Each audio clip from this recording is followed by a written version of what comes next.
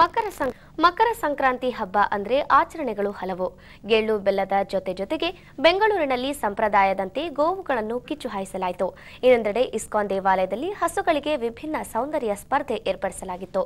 Ramp ಮೇಲೆ ಬಳುಕಿದ ಹಸುಗಳು ಜನಸ್ತೋಮವನ್ನು ರಂಜಿಸಿದವು. ಮಕರ ಸಂಕ್ರಾಂತಿ ಅಂದ್ರೆ ವಿವಿಧ ವೈಶಿಷ್ಟ್ಯಗಳ ಹಬ್ಬ.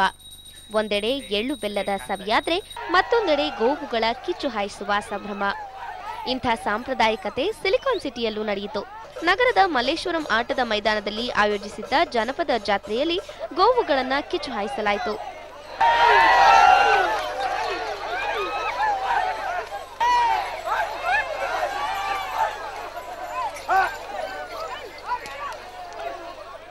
ಇನ್ನೊಂದೆಡೆ ಸಂಕ್ರಮಣದ ವಿಶೇಷವಾಗಿ ಇಸ್ಕಾನ್ನಲ್ಲಿ ಹಸುಗಳಿಗೆ ಕೊಂಬು ಮೇಳ ಆಯೋಜಿಸಲಾಗಿತ್ತು. ಈ ಮೇಳದಲ್ಲಿ ಹಸುಗಳಿಗಾಗಿ ವಿಭಿನ್ನ ಹಾಗೂ ವಿಶಿಷ್ಟವಾದ ಸೌಂದರ್ಯ ಸ್ಪರ್ಧೆಯನ್ನ ರೇಡಿಯೋ ಮಿರ್ಚಿ ಏರ್ಪಡಿಸಿತು. ಶೃಂಗಾರಗೊಂಡ ಹಸುಗಳಿಗೆ ಪ್ರಶಸ್ತಿಯನ್ನ ನೀಡಲಾಯಿತು.